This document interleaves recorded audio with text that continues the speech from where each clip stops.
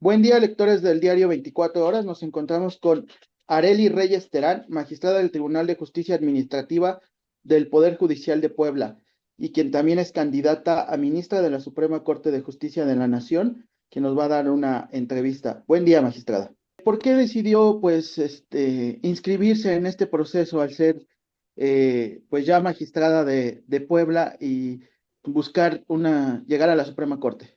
Mira, yo decidí inscribirme porque tengo 40 años de experiencia dentro de temas de impartición y procuración de justicia y áreas jurídicas.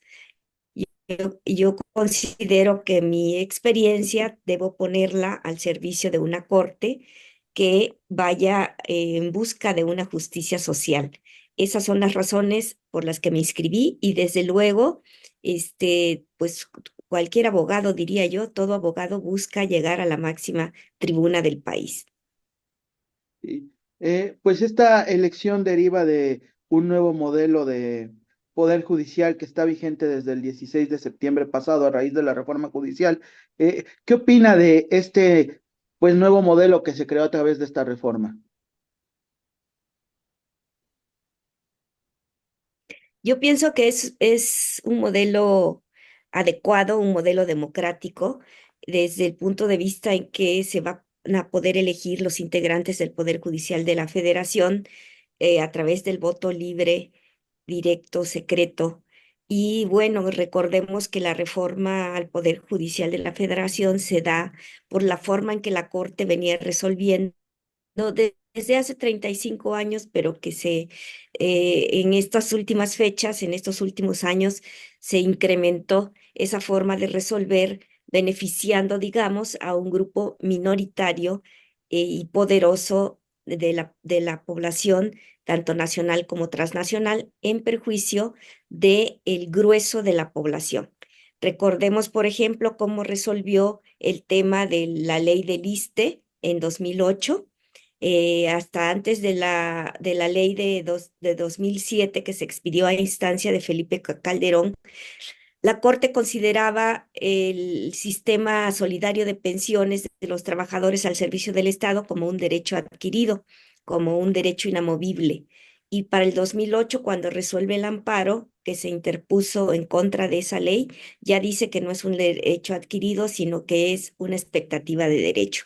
Y con esto los trabajadores perdieron prestaciones, los pensionados, sobre todo como aguinaldo, préstamos, etcétera. Entonces, esa fue una resolución que benefició a la oligarquía gobernante en esa época en perjuicio de las y los trabajadores. Y así como este ejemplo, existen otros, ¿no? El tema de las mineras, cómo fue que la Corte dijo que las concesiones tenían que seguirse dando conforme a una ley muy laxa, una ley con la cual se concesionó más del 23% del territorio nacional, sobre todo a mineras canadienses. Entonces mide con una vara muy diferente a los trabajadores y con una vara muy beneficiosa a las empresas, a las transnacionales. Entonces, la reforma al Poder Judicial se trata de cambiar esta justicia que podemos llamar capitalista neoliberal en una justicia de corte social, es decir, una justicia que proteja el interés nacional, los intereses que los mexicanos tenemos en conjunto, como podrían ser nuestros recursos naturales, y así como una justicia que vele por los derechos de los amplios grupos poblacionales que históricamente han sido desprotegidos por la Corte. Las trabajadoras, los trabajadores, la población empobrecida, las mujeres y las niñas, etcétera. Entonces, de eso se trata esta elección y desde ese punto de vista considero que es benéfica para el país que tengamos nuevas y nuevos integrantes con una perspectiva distinta a la que con la que viene resolviendo la Corte. En ese aspecto, ¿qué le diría a los críticos de la reforma que lo han hecho desde la academia o desde, pues, otros, desde la oposición, que señalan que, pues, este no es el modelo óptimo para accesar a esos cargos, que deben ser como se hacía antes, que debe prevalecer ese modelo? ¿Qué le diría a esos críticos? Bueno, que no tienen razón porque antes se nombraban a los ministros a través del dedazo presidencial, sí.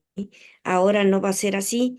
Y desde luego también tenía que ver con los partidos, las propuestas de partidos políticos y en consecuencia obedecían esos intereses. Por eso es que tenemos una corte que sigue resolviendo en beneficio de un grupo minoritario de poder.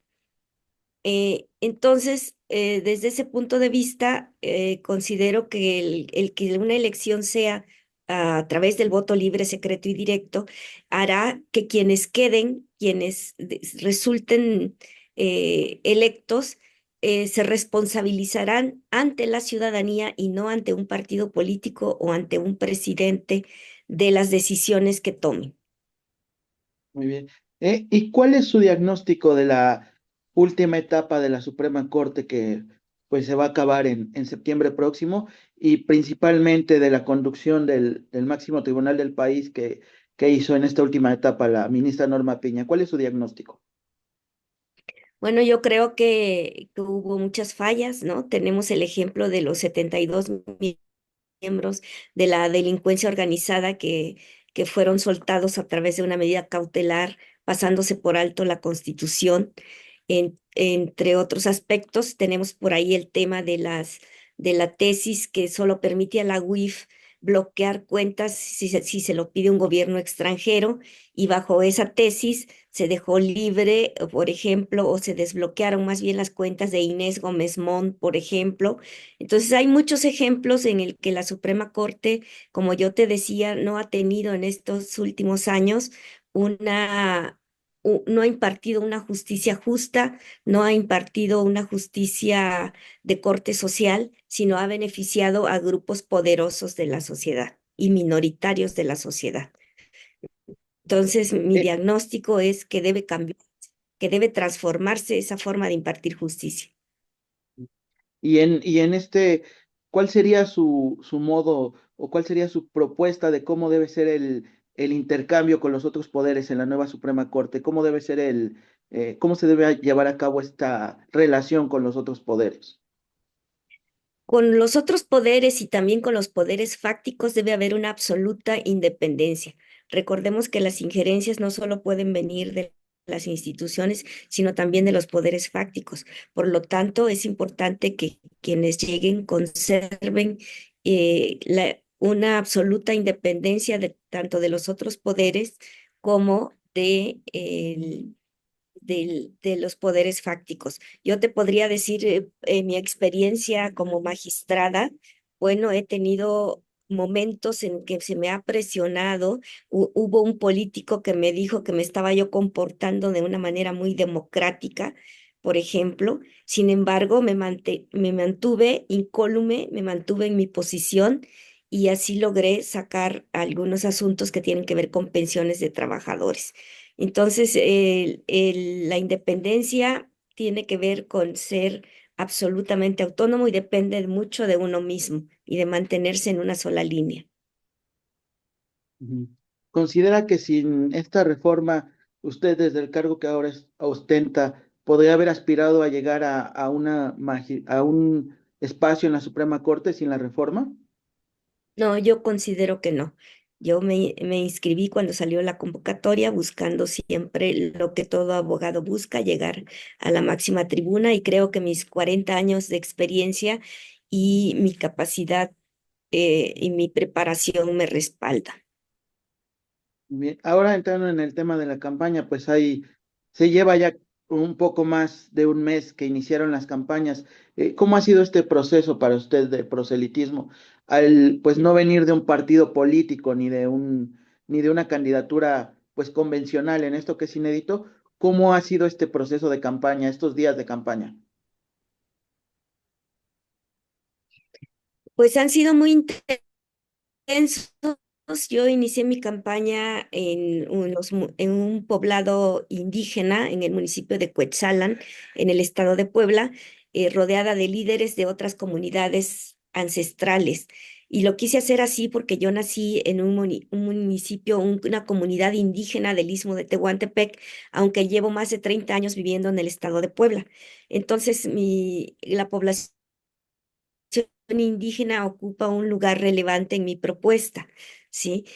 Te quiero platicar cómo han cambiado las cosas. Cuando yo llegué a esas comunidades, las personas pues tenían muy escasos conocimientos de la elección, pero cuando uno les va platicando y les pones ejemplos y contraejemplos de cómo en algunos casos la Suprema Corte de Justicia ha resuelto en contra de derechos de la población más desprotegida, que pueden perder un derecho por una resolución de la Suprema Corte, las personas se interesan más y más y más. Entonces, al paso de este mes, mi propuesta ha ganado adeptos, ha ido creciendo y bueno, antes se pensaba, se tenía una expectativa de menos votantes, ahora esa cifra ha crecido y yo espero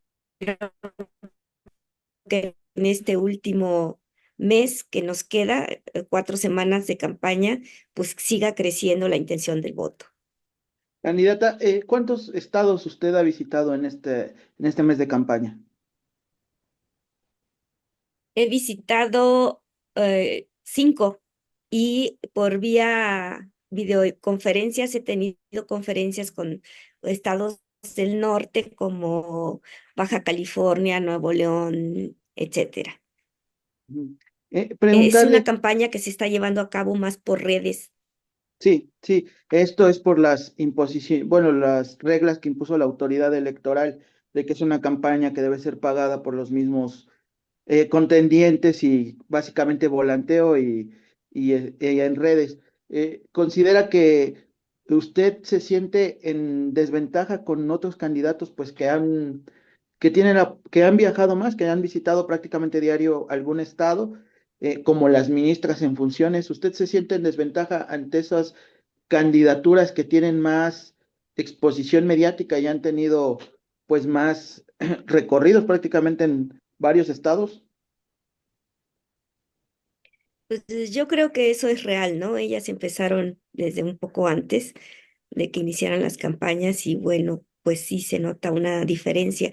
Yo lamento mucho que el INE no nos haya otorgado un presupuesto para las campañas. Yo vivo de mi sueldo, tengo hijos, entonces no tengo muchos recursos para promoverme. Bueno, pues sí considero que hubo un desequilibrio ahí. Pues ante estas restricciones Sí. que impuso la autoridad electoral, que derivan pues del modelo con el que se creó la reforma judicial, que impiden el financiamiento público y privado para las candidaturas y que pues prácticamente restringen a la publicidad en redes sociales, ¿considera que eso impide a las candidaturas pues hacer un buen proselitismo y llevar las propuestas a una población más amplia, más en el cargo nacional al que usted aspira?